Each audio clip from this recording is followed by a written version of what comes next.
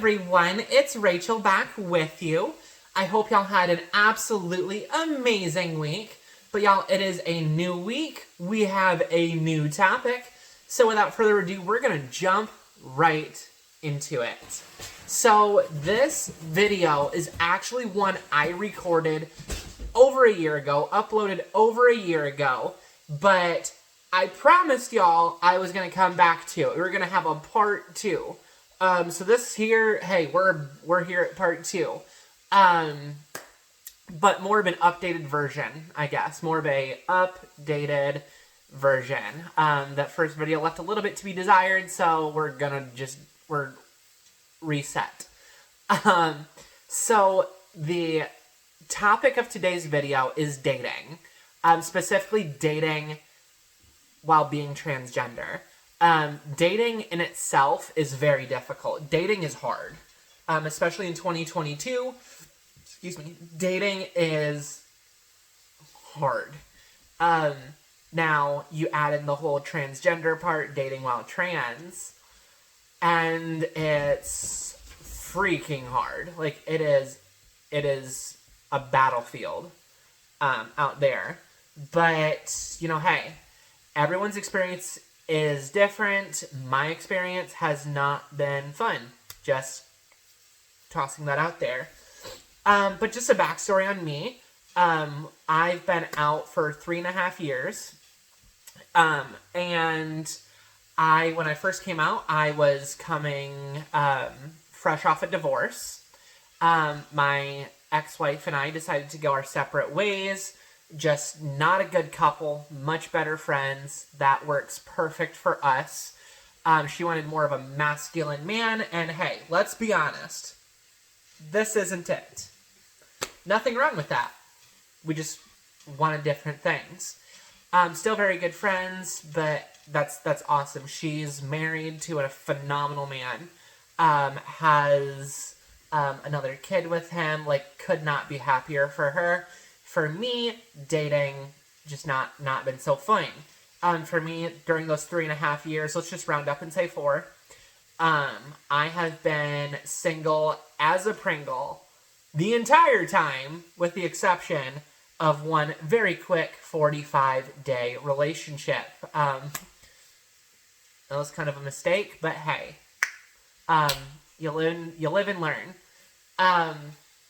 But for me, especially here in 2022, I really prefer online dating. I don't know. You wouldn't know it by me having this YouTube channel. You wouldn't know it by my Instagram page. Shoot, you wouldn't know it by what I do for work, being in retail sales. But I'm really shy, and I'm really more of an introvert. I struggle meeting people. I struggle talking to people, especially at first. So online dating kind of, has that veil, and I really prefer that. These days there's a whole bunch of dating websites, dating apps out there. The one I've had the most success with, I would say, is Bumble. I don't know. There's a lot of people. It's very popular, and it gives a lot of the power to the ladies, where the ladies get to send that first message. So I don't know, that appeals to me. I've done Tinder, but Tinder's more of like a hit it and quit it. I've done OkCupid, I've done Plenty of Fish, but those, I don't know. I personally just get a little sleazed out by them, but that's me. That's my experience. Everyone's experience is different. But yeah, biggest thing, like, for me, dating while trans, it seems to me that, like, there's the handful of guys that want nothing to do with you. There's the handful of guys that want to sleep with you for the experience, just like, can cross that sleeping with a trans person off their bucket list. And then there's the very slim little group of people that may actually be genuinely interested.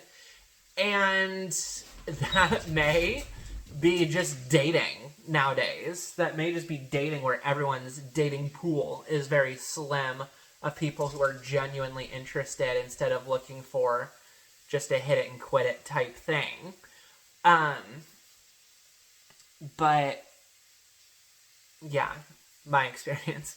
One big thing that I would tell people is when meeting someone, like on a first date, don't be stupid like I did. Have that first meeting be in a very public place. At a restaurant, at, a club, if that's your thing, if you're in a bigger city. Concert, something out in public. My first date upon coming out, met a dude online. And he was a big football fan. I'm a big football fan. So for our first date, he tells me, hey, why don't you come over and we'll watch the football games. We'll have some drinks, we'll have some pizza. And that sounded great to me. Now, in hindsight's 2020, I should have told him, hey, why don't we go to Buffalo Wild Wings, where there's also food, there's also drinks, and there's also football. But no, I said, sure, that sounds great.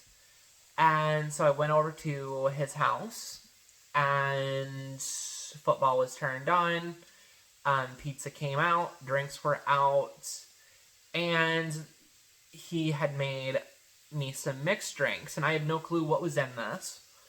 But after one or two drinks, I was completely two sheets to the wind, and let's just say that some things happened that would have never happened had I not been completely wasted. So have that first meeting be in a public place, for your safety. Like, that could have turned out so much worse for me. It didn't turn out great, obviously. It turned out to be an experience that still, to this day, haunts me. But it could have been so much worse. I had a guy ask me out to, and we met at, in his town, in the town that he lives in, we met at a park. And it was after I had gotten off work, so by the time I had gotten there, by the time we had met up, it was like 7:30. And so, street lights were on, no kids were at the park, like, it was a pretty quiet place. And,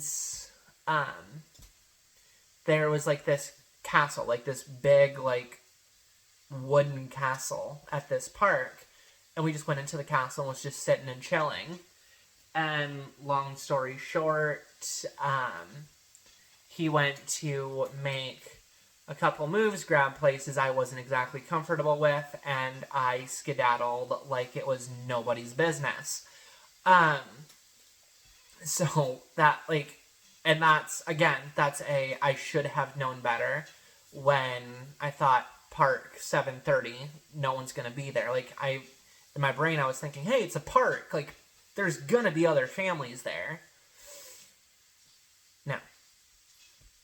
And I should have put two and two together. Again, hindsight 2020. But now, if I'm meeting up with someone, especially for like a first date or a second date, like, we gotta be somewhere out in public. I hate to put it this way, but I'm gonna put it this way. I want to meet in a place where if I scream, someone's gonna hear. And I know, like, that's something on Instagram I've never really discussed. So I know that may come to a shock. But I'm just out here doing the best I can with the traumas I have and rolling with it. Other thing, just while we're on online dating, if you look at my online dating profile, if you find me on Bumble, if if you just happen to match with me on Bumble, the first thing that you'll notice is on my bio, the first thing you're going to see in big capital letters is, hey, heads up, I'm trans and I haven't had bottom surgery. Everyone here is different, and I understand, I respect that, as far as when to disclose your trans identity. For me, I do it head on because, if that's going to cause you to not be interested in me, tell me that before I catch feelings. Like, if we go on a date and, I'm vibing and, we've kissed, everything like that, I want you to already know who I am, the real me. Because if I come out to you and say, hey, I'm trans, and you ditch me after we've had 3, 4, 5 dates, that sucks. I wasted time, I wasted emotion, I wasted effort. On that same token, for me, it's kind of a safety thing. If I tell you 5 dates in, 4 dates in, 3 dates in that I'm trans, how are you gonna react? Are you gonna freak out? Are we gonna break shit? Am I gonna be in danger at that point? I don't know. So that's why I address it head on. Some people don't, and I mean, that's on you. Just be safe out there. But for me, I'd rather toss it out there right away. But yeah, I mean, that's my big thing.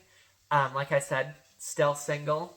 I am, talking to someone. I have a very, very, very promising, first date coming up, tonight. So, hey, wish me luck. Hopefully it goes good. And yeah, maybe I'll update y'all how that went here in my next video. But, that's been my experience dating. If you have any other experiences, hey, drop them in the comments. I want to read about them. I want to know too. But other than that, y'all, please like, comment, subscribe. If you haven't already subscribed, please hit that subscribe button. It helps me out a ton. Don't hesitate to share my videos. I love shares. Sharing is caring, as they say. And then, just like I've mentioned in my last couple of videos, down below, I am going to put the link to my GoFundMe account.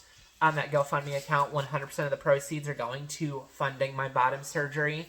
It's coming up fast. It's in May of this upcoming year. So any and all support that I could receive for that would be greatly appreciated.